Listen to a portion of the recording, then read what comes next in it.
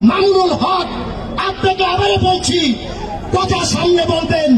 সেই নষ্টভ্রষ্ট মামুনুল হককে উদ্দেশ্য করে হুঁশিয়ারি করে বলতে চাই, আপনারা বুড়িগঙ্গার ধারের কাছে আইসেন, সব কয়টারে বুড়িগঙ্গায় ভাষা মামুনুল হক গঙ্গের চ্যালেঞ্জ করে বলছি, সাহস থাকলে ছাত্রলীগের সাথে মোকাবেলা করেন, কোন প্রশাসনিক হেল্প লাগবে না। ওই মাইকে বৈশা বড় বড় কথা না বলে একটু মাঠে নামে হাঁটাহাঁটি করেন, পেটটা ভালোই বাড়ছে খাইতে খাইতে।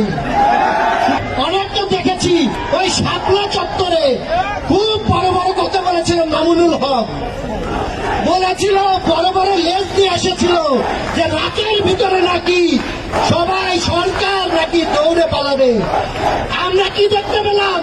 ওই মামুনুল হক এই বক্তব্যের কিছুক্ষণ পরেই লেজ গুটিয়ে হেঁটে হেঁটে পালিয়ে গেছে। তাদের যে লেজ হয়েছে সেই লেজ কেটে দেওয়ার সময় কিন্তু চলে এসেছে।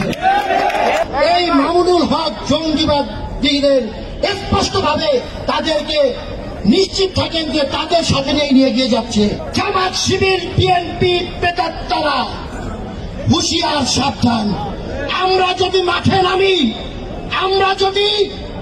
নামি আপনারা কিন্তু একজনও পালিয়ে যাবার পার পাবেন না। বাংলাদেশের জাতির পিতাকে নিয়ে একদল দেশ বিরোধী কুচক্রী মহল, যারা ওই পাকিস্তানের এজেন্ডা বাস্তবায়ন করার জন্য কাজ করে, যারা ধর্মকে অপব্যবহার করে, ধর্মের অপব্যাখ্যা করে, যারা মানুষকে বিভ্রান্ত করে, যারা আপনারা জানেন বিভিন্ন জায়গায় মাদ্রাসা দখলদারের মতো কাজও যারা করেছে, এরকম একটি নষ্টভ্রষ্ট যে কিনা জাতির পিতার ভাস্কর্য নিয়ে কথা বলে, আমি সেই নষ্টভ্রষ্ট মামুনুল হককে উদ্দেশ্য করে হুঁশিয়ারি করে বলতে চাই, আপনারা বুড়িগঙ্গার ধারের কাছে আইসেন, সব কয়টারে বুড়িগঙ্গায় ভাষা